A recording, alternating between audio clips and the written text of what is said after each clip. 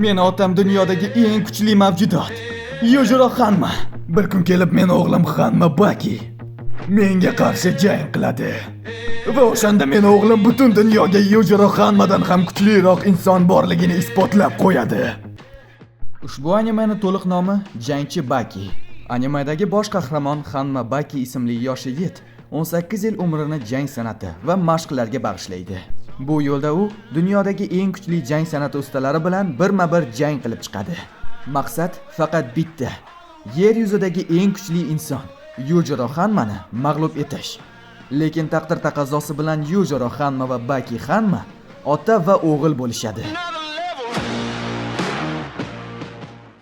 Hozirda Baki animasini Netflix kompaniyasi bilan hamkorlikda ishlangan quyidagi fasllariga ovoz berib tugatganman.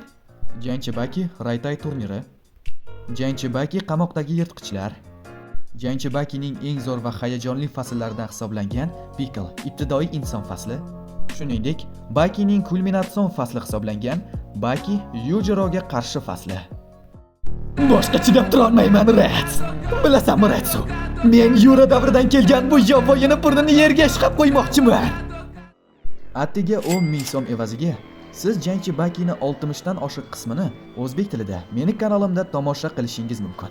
Bunday sifatli kontent uchun albatta bu narx juda ham arzon. Kanal ochilganiga deyarli 2,5 oy bo'lganiga qaramay, hozirgacha deyarli 2,5 mingta inson animeni to'liq tomosha qilishdi.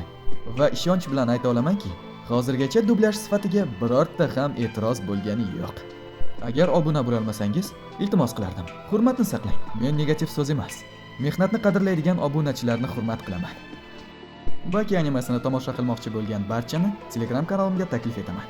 Kanal ushbu profildagi havola ostida. Barchaga katta rahmat.